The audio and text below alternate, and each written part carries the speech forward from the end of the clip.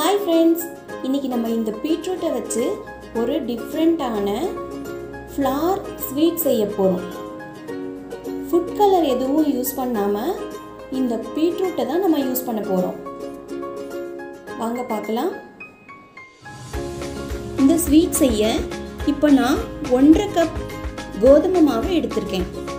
அது கூடவே 1.5 கப் மைதா சேர்த்துக்க போறேன். இது ரெண்டையும் சேர்த்துட்டு ஒரு பிஞ்ச் உப்பு சேர்த்துக்கலாம். பாருங்க, ஒரு பிஞ்ச் உப்பு சேர்த்துக்கலாம். ஒரு பிஞ்ச் சோடா உப்பு சேர்த்துக்கலாம்.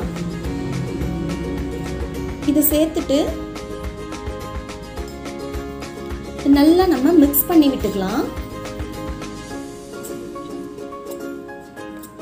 இது நல்லா மிக்ஸ் பண்ணிட்டு மாவு வந்து ரெண்டு மாவும் நல்லா மிக்ஸ் ஆகணும். கோதுமை மாவு மைதா மாவு ரெண்டுமே நல்லா மிக்ஸ் பண்ணி எடுத்துக்கிட்டு இதை நம்ம ரெண்டு பகுதியாக இந்த மாவை பிரித்து எடுத்துக்க போகிறோம். இந்த மாவை நம்ம ரெண்டு பகுதியாக பிரித்து எடுத்துட்டு அதுக்கப்புறமா நம்ம பிசைஞ்சு எடுத்துக்க போகிறோம். இப்போ நல்லா மிக்ஸ் பண்ணியாச்சு. இப்போ ஆல்ரெடி நான் வந்துட்டு ரெண்டாக பிரிக்கணும்னு சொல்லியிருந்தேன்ல, இப்போ பிரிச்சுக்கலாம். பாருங்க, இந்த கப்பில் தான் நான் 1.5 கப் மைதா 1.5 கப் கோதுமை மாவு எடுத்திருந்தேன். இப்போ ரெண்டு பகுதியாக பிரிக்கும் பொழுது நான் இப்போது இந்த ரெண்டு மிக்ஸ் பண்ண கலவையிலிருந்து 1.5 கப் தனியாக எடுத்துக்க போகிறேன்.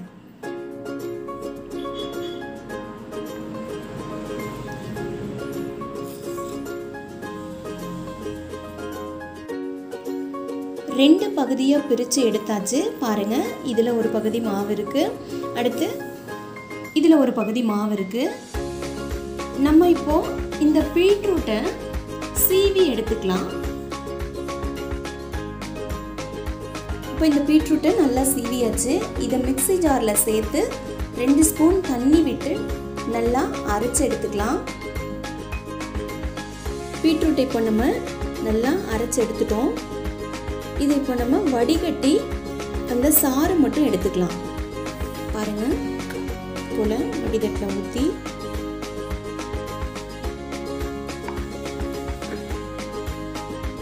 நல்லா இந்த மாதிரி அழுத்தி இந்த சாறு மட்டும் நம்ம எடுத்துக்கலாம். இப்போ அந்த அரைச்ச பீட்ரூட்ல இருந்து நம்ம சாறு எடுத்து வச்சிருக்கோம்.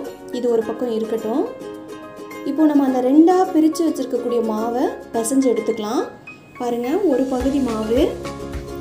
இப்போ அந்த மாவில் நான் 1 ஸ்பூன் ஆயில் சேர்த்துக்கிறேன்.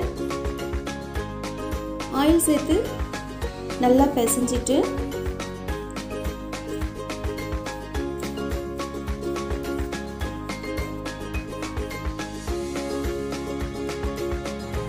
இப்போ கொஞ்சம் கொஞ்சமாக தண்ணி சேர்த்து நம்ம பிசைஞ்சு எடுத்துக்கலாம்.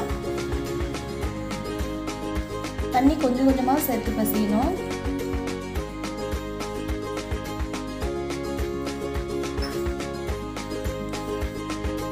இப்போ நம்ம இந்த பதத்துக்கு இதை பிசைஞ்சு எடுத்துட்டோம். அடுத்து மீதி இருக்கக்கூடிய பாதி மாவை எடுத்துக்கலாம். இதில் நம்ம இப்போ 2 ஸ்பூன் ஆயில் சேர்த்து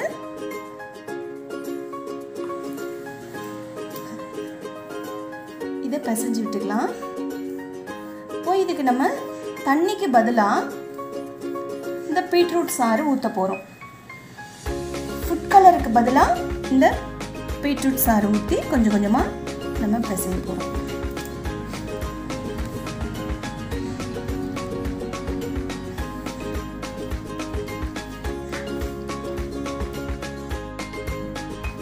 இப்போது நம்ம இந்த மாவையும் இந்த பதத்துக்கு பிசைஞ்சு எடுத்துட்டோம். இது என்ன பண்ணலாம்னா, இது எடுத்துட்டு இது போல் நல்லா உருட்டிக்கலாம்.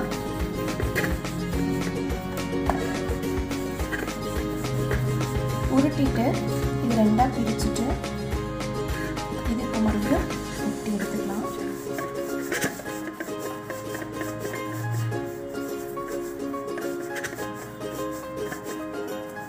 இதிலேருந்து நம்ம சின்ன சின்ன பீஸஸாக எடுத்துக்கலாம்.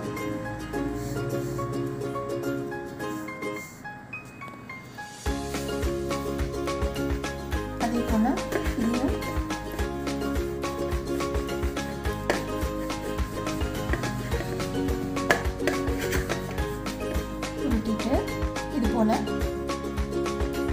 எடுத்து வச்சுக்கலாம்.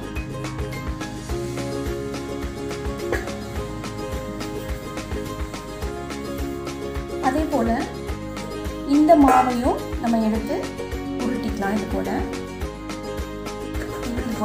உருட்டி 2 பகுதியாக பிரிச்சுட்டு இதை நம்ம திரும்ப உருட்டிட்டு அதே போல் இதையும் நம்ம பிரித்து எடுத்துக்கலாம்.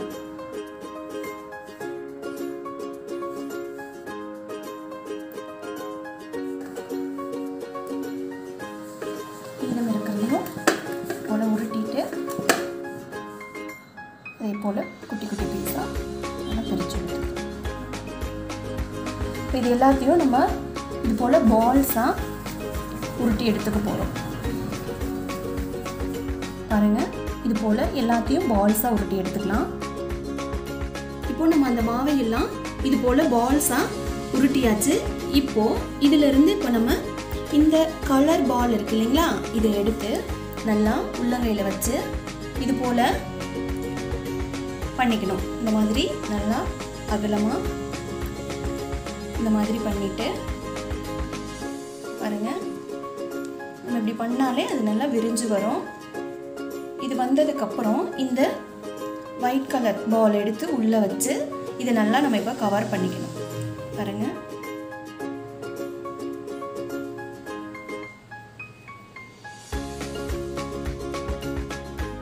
பாருங்கள், இந்த மாதிரி கவர் பண்ணிவிட்டு இது நல்லா இப்படி உருட்டி எடுத்துக்கணும். உள்ளே வச்சு நல்லா கவர் பண்ணிவிட்டு இது போல் திருப்ப ஒரு பாலாகவே நம்ம உருட்டி எல்லா பாலையும் இதே போல் செஞ்சுக்கலாம். இப்போ இது எல்லாத்தையும் நம்ம பால்ஸை பிடிச்சாச்சு. இது ஒரு 10 நிமிஷம் ஃப்ரீசரில் வச்சு எடுத்துக்கலாம். அப்போ தான் கொஞ்சம் கெட்டியாக இருக்கும், நம்ம கட் பண்ணுறதுக்கு ஈஸியாக இருக்கும். 10 நிமிஷம் ஃப்ரீசரில் வச்சிடலாம். அந்த டைமில் நம்ம இதுக்கு பாகு ரெடி பண்ணிக்கலாம்.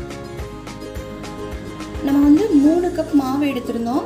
இப்போ 1.5 கப் சர்க்கரை சேர்த்து பாகு காய்ச்சிக்கலாம். இப்போ 1 கப் சர்க்கரை போட்டிருக்கேன், திருப்ப 1/2 கப் போட்டுக்கலாம். சர்க்கரை மூழ்கிற அளவுக்கு நம்ம தண்ணி விட்டுக்கலாம்.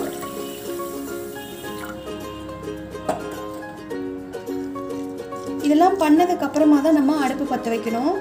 அடுப்பில் பாத்திரத்தை வச்சுக்கிட்டு நம்ம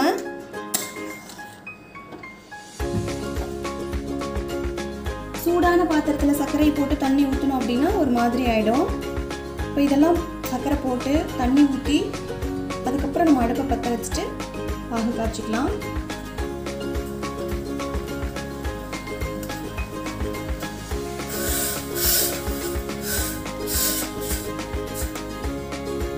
பாகு பார்த்தீங்கன்னா ஒரு கம்பி பதம் வந்தால் போதும். இப்போ நல்லா சர்க்கரை கரையிட்டோம். ஃபஸ்ட்டு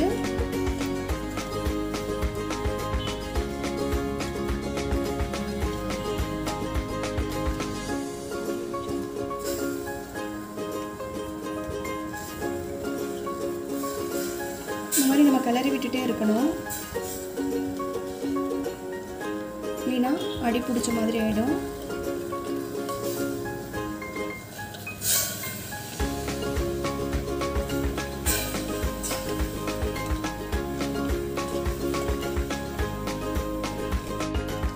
இப்போது பாகு ரெடி ஆயிடுச்சு. இந்த சமயத்தில் நம்ம ஒரு 1/4 ஸ்பூன் ஏலக்காய் தூள் சேர்த்துக்கலாம்.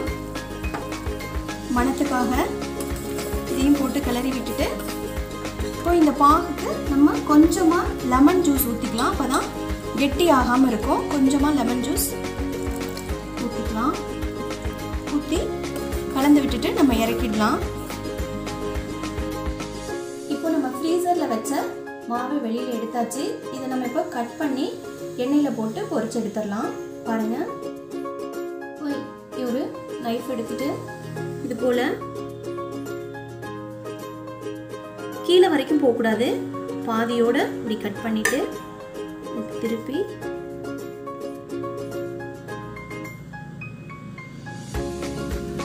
இந்த மாதிரி கட் பண்ணிட்டு இதே போல்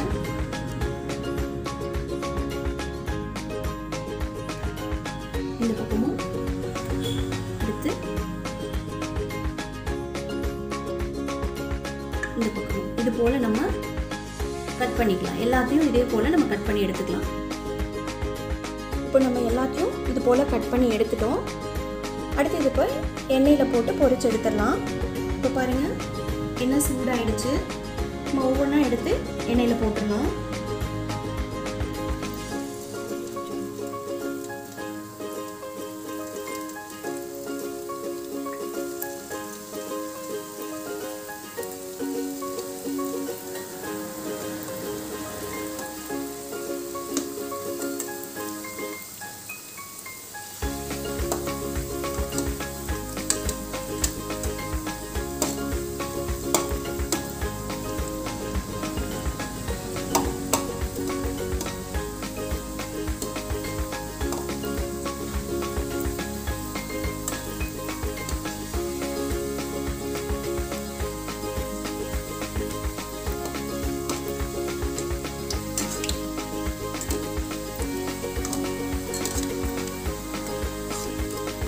போல்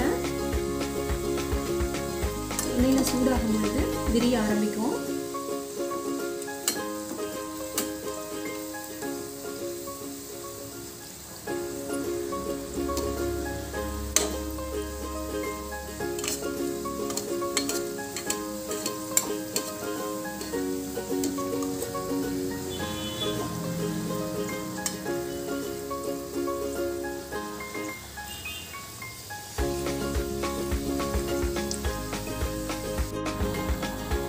பாருங்கள், இப்போ இது நல்லா வெந்துடுச்சு. பூ போல் அழகான ஷேப்க்கு வந்துடுச்சு. இது நம்ம இப்போ எடுத்துடலாம்.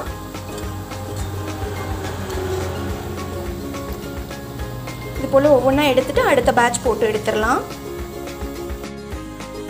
இப்போ நம்ம எடுத்த பீசஸை இந்த பாகில் போட்டுடலாம்.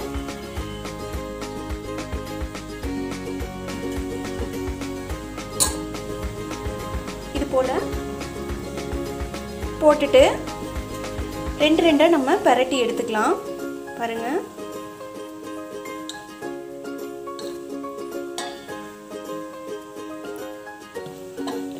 போட்டு ஒரு 2 நிமிஷம் உள்ளே இருந்துச்சுன்னா போதும்.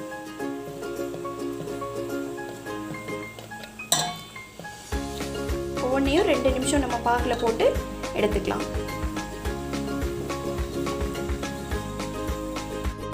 இப்போ நம்ம எல்லாத்தையும் பாகில் இருந்து எடுத்து வச்சுட்டோம். இப்போ நம்ம ஃப்ளவர் ஸ்வீட் சூப்பராக ரெடி ஆகிடுச்சு.